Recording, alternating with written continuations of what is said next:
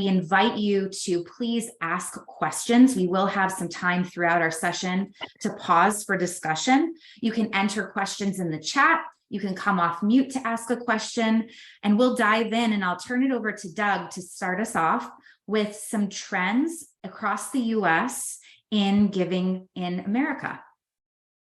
Thanks, Lindsay. As Lindsay mentioned, we're going to start by really starting from a 30,000-foot view and zooming out to take a look at some national trends in philanthropy.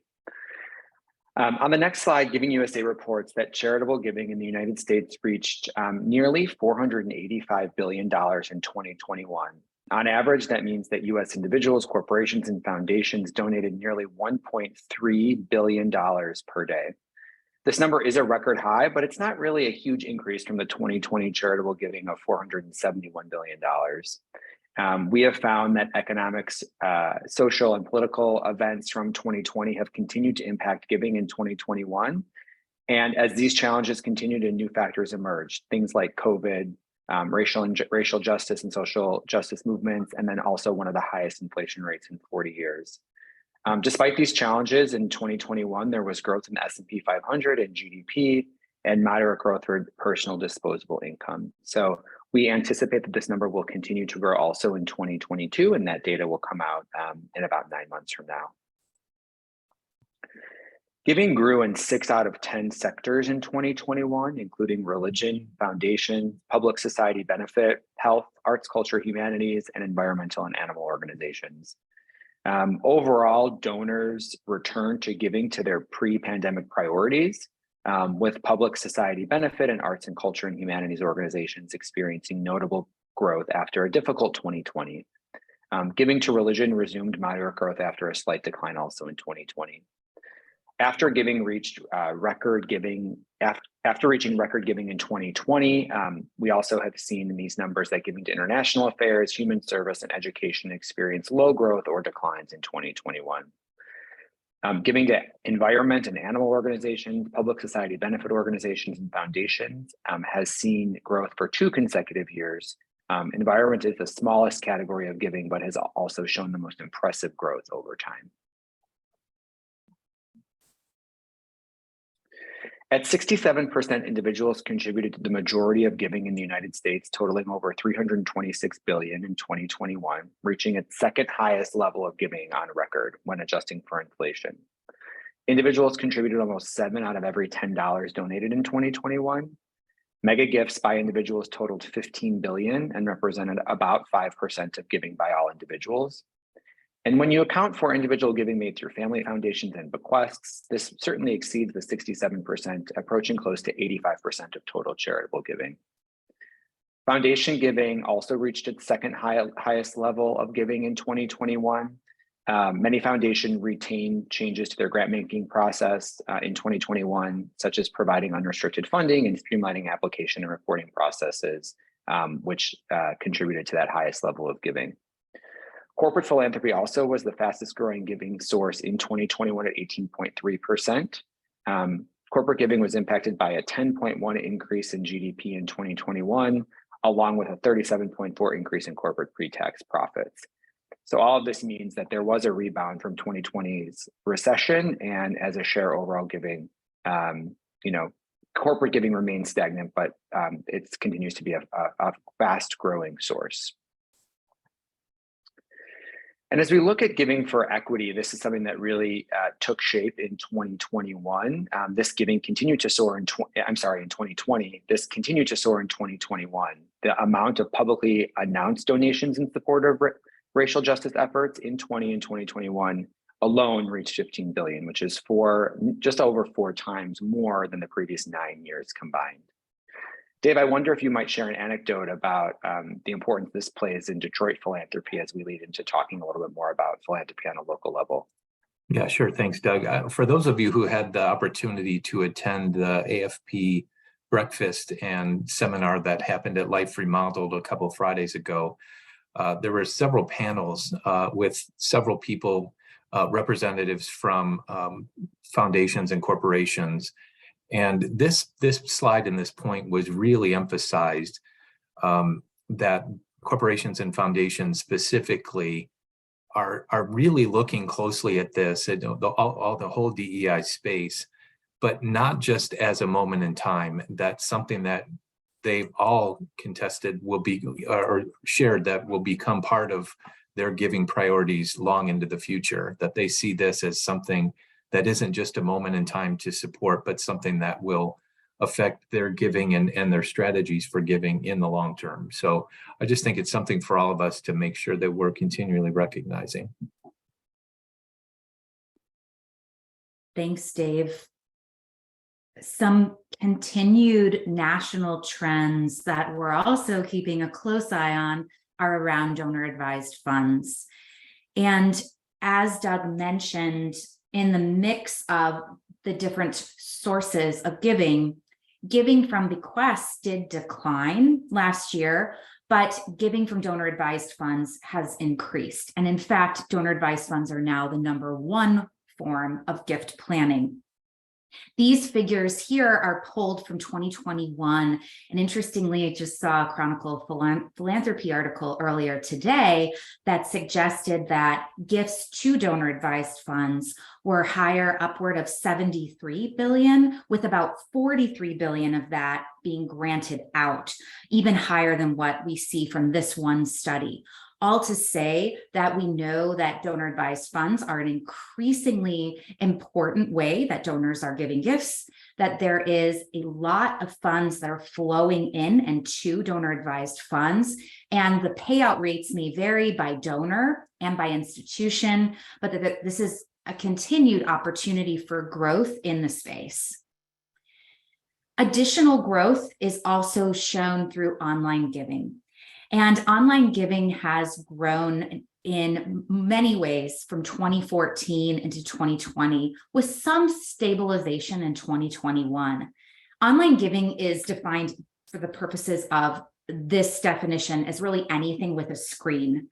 So your laptop or your phone or any other form of online interaction.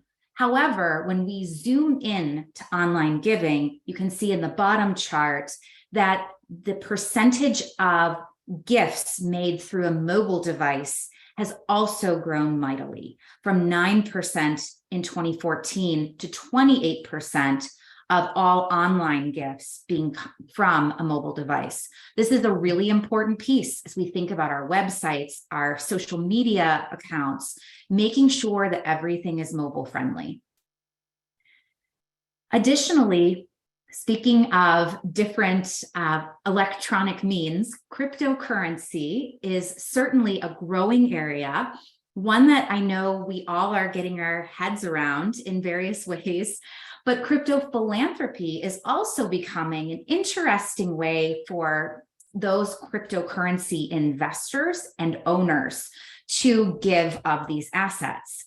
And what we do see is that 1/3 of cryptocurrency investors give at least $1,000 to different nonprofits. And those who own cryptocurrency have also give generously to $1,000 or more to nonprofits.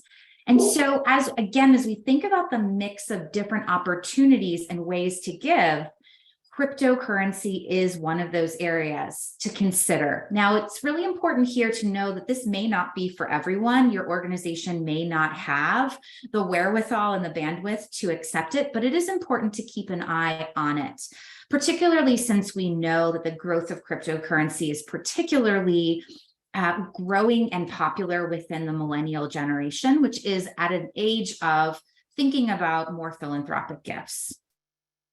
Lastly, we can't talk about philanthropy without also speaking about volunteerism. Philanthropy has so many different definitions, and volunteering of one's time and talent is certainly a critical component to this work. And so when we think about the connection between charitable giving and those who volunteer, we see that 76% of donors are those who started or are engaged in some capacity as volunteers. And so if you volunteer, the good chance will be that you'll also give a gift. This is a great example for us as leaders in the nonprofit space to ensure that as people are volunteering, we're giving them multiple avenues to participate in an organization. So in not just thanking them for their volunteer time, but inviting them to consider a gift. We know that connection to the mission creates that affinity and increases that likelihood of giving. And so as we think about all of these different trends, we certainly recognize that these are just that, they're trends. They're at a national level, and some of these components may align with your organization, some may not. But it's important to see where different avenues of potential are emerging. But most importantly, we want to zoom in on the trends happening here in Metro Detroit. And so we'd like to walk through a couple of key aspects that'll help really lift up more localized trends throughout the region. Thanks, Lindsay. Metro Detroit was the 15th largest philanthropic market in the US, surpassing $3.5 billion in total giving in 2021. This ranking comes from the most recent available comprehensive philanthropic data as a part of GuideStar's partnership with Room 40, which is a data analysis firm. And in terms of population size, Detroit's total philanthropic giving stands around the average of similarly sized metro markets in total philanthropic giving, including San Francisco, Boston, Phoenix, and Riverside, California. It's important to note that in this context, we're using the MSA census definition of Metro Detroit, which includes Detroit, Warren, and Dearborn. Later in the presentation, we'll take a look at a wider look into outlying counties throughout Southeast Michigan. But as we know, Detroit is an extremely philanthropic and generous philanthropic market, and this data illustrates that. The share of nonprofit organizations by sector really mirrors what we see also organizationally, with a fairly even distribution across many of the sectors. More than a third of nonprofits here are categorized as other, which include non-for-profit recreation groups, community development organizations, and associations. But as we look at the number of nonprofits in Metro Detroit, this does really parallel what we see in terms of charitable dollars directed as well from earlier in our presentation. Lindsay, do you want to dig into individual giving insights? Sure. So as we know from national data, individual giving is the largest area of philanthropy in the US, and it's often the area with the greatest potential, where you may have stable gifts from foundations or great relationships with corporations. We find with many of our client partners, there's always an opportunity to continue growing your relationships and fundraising from individual giving sources. What you see on the left side here is looking at the individual giving, philanthropic giving by zip code. And this is measured against those who do itemize on their taxes. This is the best way we can get this granular data. And so you can see some familiar areas, probably no surprises here in terms of some of the zip codes that tend to have the largest share of philanthropy. And so when we think about these top 10 zip codes, we'd recognize that these are not always the only capacity and opportunities in the region. Certainly, there's opportunities that we're seeing emerge in some outlying counties, specifically Livingston County, which is one with a great deal of population growth and also some new and emerging philanthropy as well. When we look at the overall look on these four boxes and stats, 2.8% is the individual giving ratio, which means that on average, individuals will give about 2.8% of their overall income to philanthropy. And our average gift amount is about $4,700. And if we look at this against some of the national trends, the average gift amount in Metro Detroit is in fact higher than what we might see in other areas, which really speaks to something I'm sure you all know and live regularly, which is a rich tradition of philanthropy in Detroit that is both a historic tradition and an emerging one as new leaders come into the region.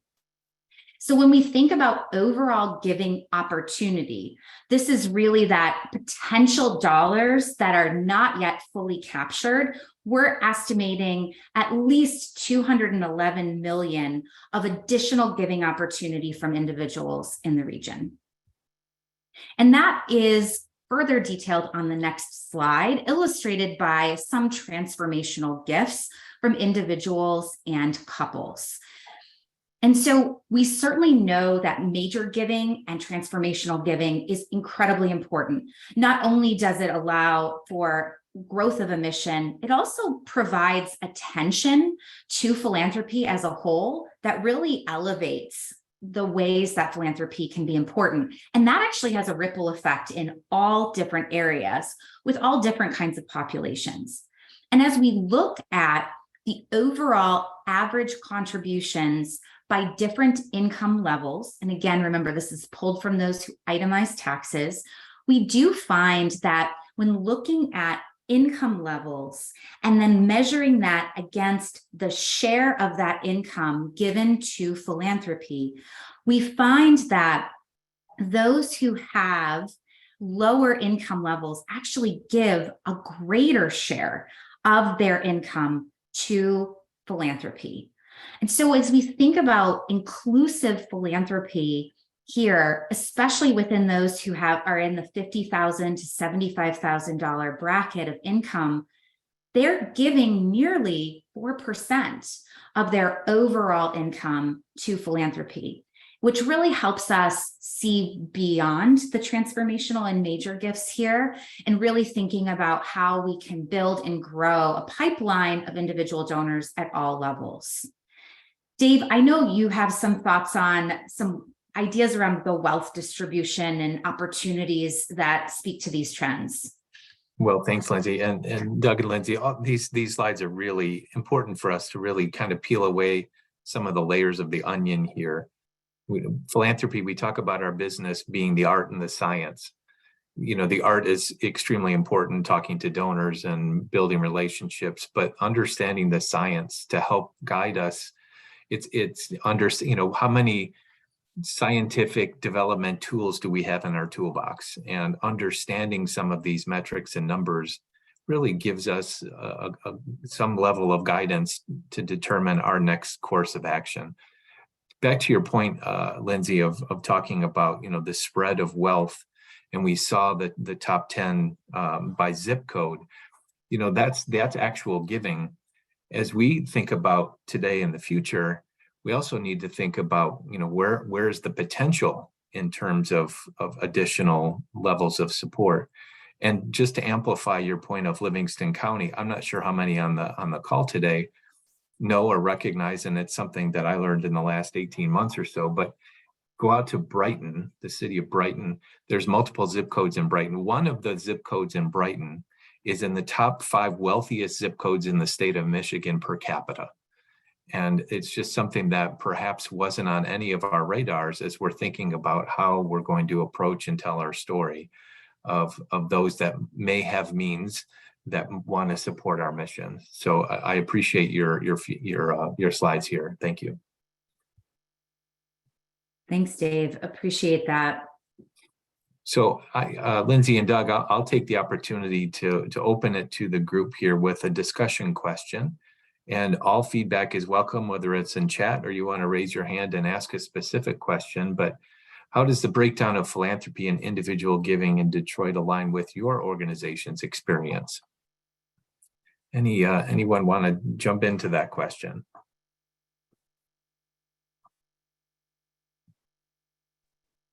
I'll jump in. Hi, everybody. Hi, Nina. How are you? All right. it aligns directly with the experience of the Detroit Institute of Arts. I think particularly with the emphasis on donor advised funds and family foundations kind of being now the vehicle that many of our individual donors are using, and an incredible rise in planned gifts in the last couple of years, which I attribute to people really thinking about, the legacy they want to leave, going through this pandemic and what's important to them and their communities. Thank you for that. Anyone else?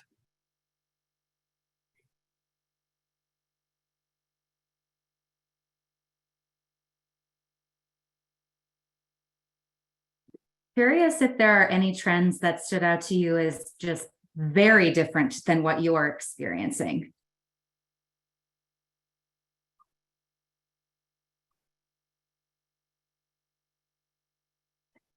Hi, Lindsay. It's Melissa here. I hope everyone's able to hear me clearly. I apologize. My camera is not working. Otherwise, I would be on camera to say hello to everyone. You mentioned a decline in estate giving and bequest giving, just as a more global trend. And I would say that directly conflicts with what we have seen. We see really a significant rise in bequest giving. Thanks, Melissa. So does Nina, I think she's saying yes. Yes, thumbs up from Nina. One of the pieces that I think is kind of an interesting nuance of that stat is that bequest declined between 2020 and 2021 in the Giving USA data. And one theory is that the decline, when you compare that to the substantial increase that happened between 2019 and 2020, which speaks to Nina's point of many people thinking about their lives and legacy as the pandemic really hit us, that there was such a spike in bequest giving that the decrease isn't necessarily an overall decrease when you look at a multi-year average. It just dipped from the previous year. That's interesting. Thank you for clarifying that. I might add, thinking of raising money in healthcare over the last few years during a pandemic, it's interesting the shift, during 2020 and the early part of 2021. I know many of my peers in healthcare experience this as well. There were a lot of people, corporations, foundations that were very interested in how can we help? How can we help as it relates to the pandemic, whether it's donating PPE or small, annual gifts. Many of the foundation and corporation community, and we're going to get into this, we're also opening their eyes and doors to give operational dollars, which typically wasn't something of the past. And now into 21 and 22, it does seem to be reverting back to some of the trends that we've seen in the past, that more dollars coming from less people, the larger gifts. So the total of your giving is from fewer people, but the dollars are more. And I think some of that was reflected in your slides as well.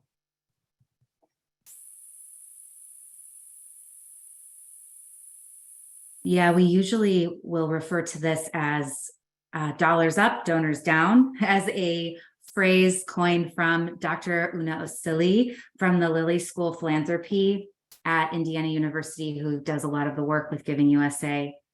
Sarah Early, thanks for your question in the chat about any reasons to think about whether people were more philanthropic at the beginning of the pandemic because they weren't spending as much money.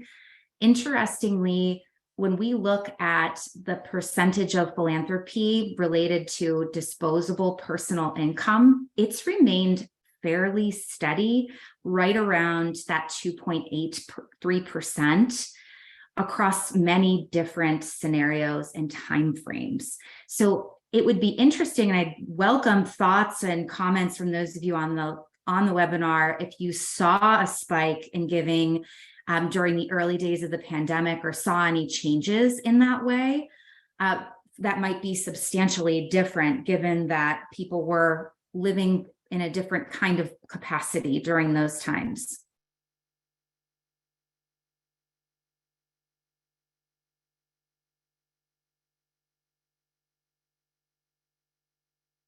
Well, it's certainly an opportunity in any scenario that, because this percentage given to philanthropy has remained relatively flat despite changes, upswings and downswings of disposable personal income, it's a real opportunity and a challenge to each one of us to really make the case for why philanthropy makes an impact at your organization and within the community. Well, we look forward to continuing our discussion as we move forward. Why don't we turn to some foundation and corporate trends, and then we'll have an opportunity to continue our discussion and break into some small groups. Thanks, Lindsay. I'd like to take just a moment to dig into some of the highlights of foundation giving in Metro Detroit. More than 2,100 foundations are located in Metro Detroit, with more than 3,900 grants made since 2020, directed to more than 1,900 recipients, totaling more than $424 million. I'll repeat that just for a second. More than 3,900 grants made since 2020, directed to nearly 2,000 recipients, totaling more than $424 million. You're likely familiar with many of these or all of these top grant makers here listed on the right side of the slide of total giving since 2019. But it's important to note, the real cumulative effect these foundations have on many of the organizations represented here on this call and many others throughout the communities that we represent. We also spotlight a few major grants from these top grant makers, and these came in from the Kresge Foundation. In the last 5 years alone, they funded more than 3,000 grants, totaling more than $900 million, really making up a significant share of foundation giving in the region. Notably, the Kresge's Foundation work in Detroit centers on neighborhood-based organizations that reflect community, with a goal to ensure that the history of structural racism and bias do not impact the city's future. Most recently, they announced a $1.3 million grant in June to 28 organizations representing all 7 city councils of Detroit. Also important to note the Erb Family Foundation, their shift to a spend down model to ensure that all of the funds from their foundation are distributed in the next 12 years. The Erb Family Foundation focuses on diversity, equity, and inclusion inside of its operating principles, as well as partnering with their grantees. Also notable is the Black Caucus Foundation, which launched a $40 million initiative to provide low-cost capital to Black-owned contractors in Detroit, with an immediate $10 million available now. This also represents what we spoke about earlier in terms of equity-based philanthropy, and that's really great to see that layering down into the work that's being done in Detroit. Dave, would love to turn it to you for another discussion question. Sure. For everyone to think about, how have your relationships and engagement with foundations shifted in the past few years? And maybe just to open this discussion, I think even Virginia had a great point in terms of overall communication with donors, but I think this really was especially important in the foundation community over the last few years. The more that we communicated, not just the needs, but the goods and the challenges that each of the organizations are facing in a thoughtful and transparent way, there became a higher level of engagement overall. I think there's been moments in time in the Metro Detroit community in my 30 years where the foundation community has really rallied together. I think of the Grand Bargain as one of those times, but I think the COVID and the COVID pandemic in some ways reinforced or forced an additional level of collaboration in the foundation community to determine, how DEI is a good example of one that I think more and more foundations are focused upon. But I think it did provide an opportunity for foundations to collaborate even more on their priorities in giving in this environment. So others' thoughts, how have your relationships and engagements shifted in the past few years?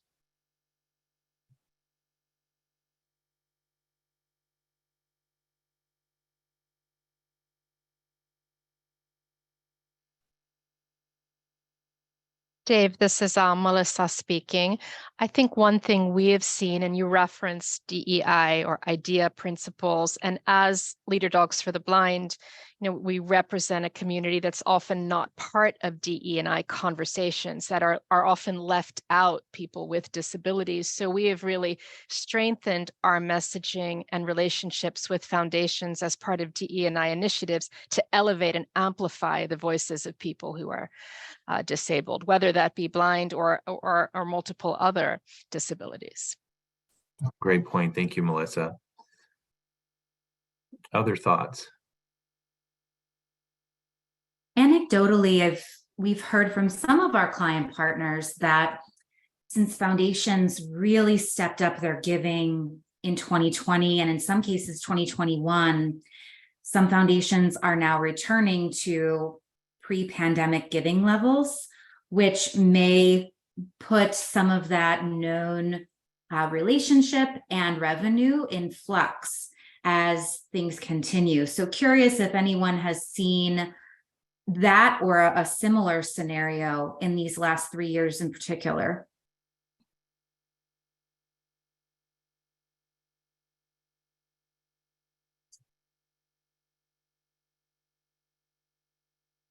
I'll take that silence as a good thing, that through the relationship building that you're taking on with the program officers and heads of the foundations, that foundation fundraising is mostly stable. We will be going into smaller group breakouts, which may perhaps be a better forum for connecting in and having conversation. Before we do that, though, we'll cover one last area of giving in Metro Detroit, which is giving from corporations. One piece that's notable is in your spaces or at your dinner parties or conversations with friends and family as we prepare to gather around the Thanksgiving table, you may hear, if there's talk about philanthropy, that, well, corporations have a lot of money and they should be giving more. Interestingly, as we know from the overall giving trends in the United States, that giving from corporations is only 4% of the overall philanthropy. We do see, however, that corporations, if they're not giving through corporate foundations, they may also be bundling their gifts, of course, through marketing or other sponsorship packages, which often result in a pretty noticeable recognition and stewardship, where they may brand or sponsor events that really provides that front and center opportunity and awareness of their philanthropy. Sometimes that awareness can often be really misunderstood as an area of great potential. Don't get me wrong, fundraising from corporations is incredibly important, but as we think about the mix of different potential, it's important to think about it as one of many, certainly. And within Metro Detroit, we of course know the great foundation of support from the automotive and manufacturing industries, not only the big three, of course, but also those contractors and other manufacturers. And there were 17 Fortune 500 companies headquartered in Michigan.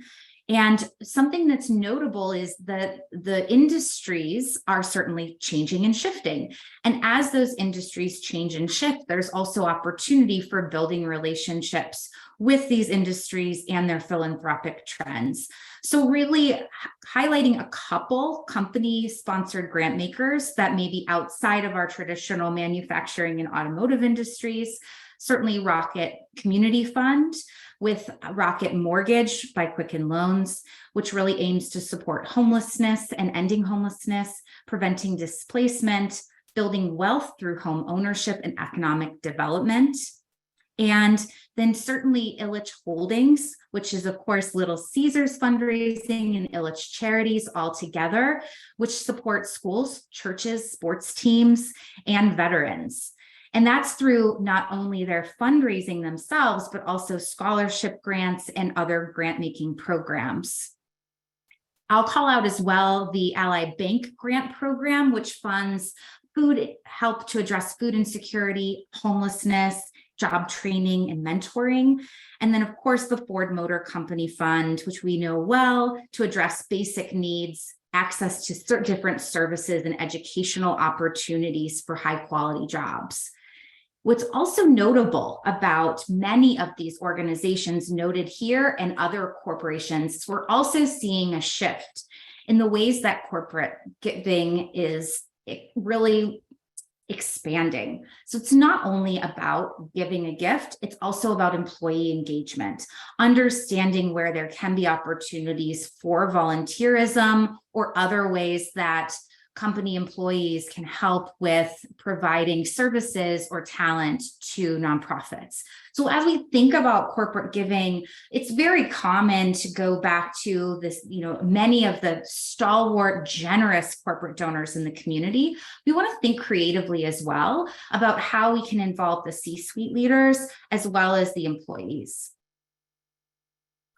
So many more things to say, not only about corporate giving, but many of these other forms of giving. So we'd love to just use the technology of the Zoom room to break us into smaller groups. We have several different discussion questions here that will help to guide the conversation. We can also drop those into the chat so that you can reference them as we break out. And we will be breaking you out in just a moment and then bringing everyone back here in the main room for some key takeaways and options to share. So we'll see you back in the main room in just a few moments, and we'll ask for you to just accept your breakout meeting invitation as it appears on your screen.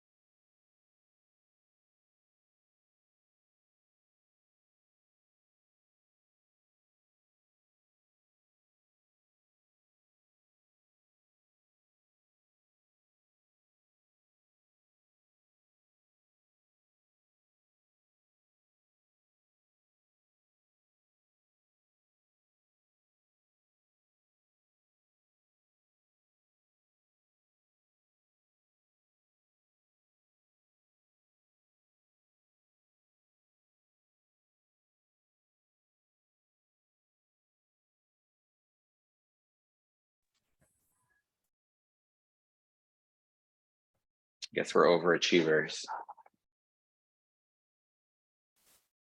It's okay.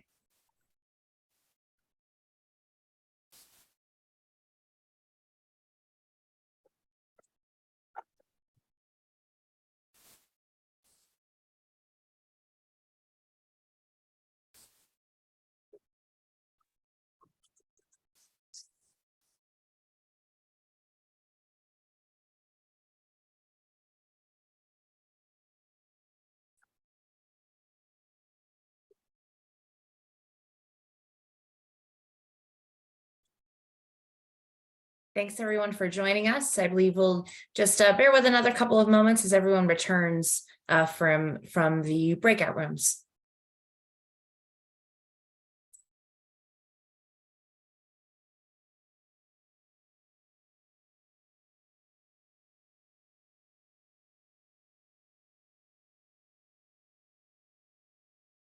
And Nina, you get the award for the coolest glasses on the call.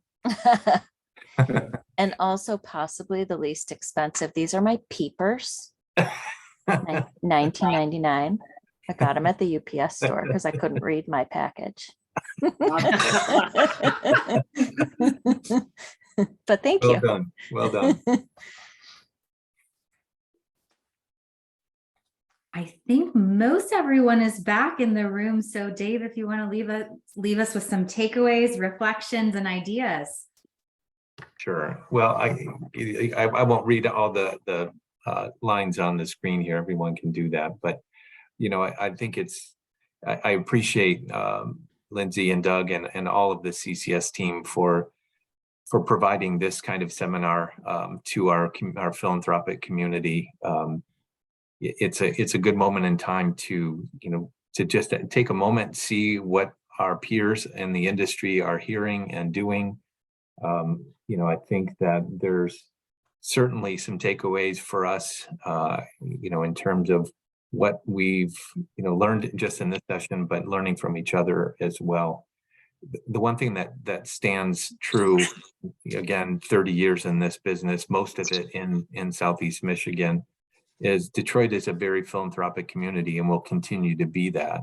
I think our biggest opportunity, and again, this was talked about at the AFP session a couple of Fridays ago, is no matter what industry we serve in our nonprofit world, it is so important and critical for us to make sure we're telling the story of impact and outcomes. How does our organization, how will philanthropy impact the greater good of our organization and mission? And what are the outcomes that we will generate because of that generous giving? And that holds true for everyone on this call, and no matter what organization we serve, because people want to make an impact with giving, and the expectation, and really this has shifted in the 30 years I've been in this world, is there is an expectation of generating outcomes from your philanthropy, especially with corporations and foundations, being able to report back how that money was used. But I will also say that's been a real trend in individual giving as well, to be able to demonstrate that we're good stewards of the resources that we've been given. So that's my quick couple of takeaways. Doug and Lindsay, I'll turn it back to you, and just thank you for the opportunity to be a part of this. Dave, thanks so much. We really appreciate your perspectives, and thanks to everyone for jumping in and offering your own insights in the group or through the breakout sessions. This hour has flown by, and so we hope that this is an opportunity to create connections and have some continued learning and opportunity for how these ideas, trends, and best practices can be brought to your organization. So if you're interested in learning more, we have an insights page on the CCS website, which has articles, publications, webinars like this that are all complimentary for you and your team. And we hope that this is an opportunity to spark some new ideas, as I mentioned, make some new connections, and continue to build and grow philanthropy in the Metro Detroit area. As we're at the top of the hour, wanted to say thank you again for everyone's participation and wishing you all well on this National Philanthropy Day. Thanks again for all that you do. Thanks all.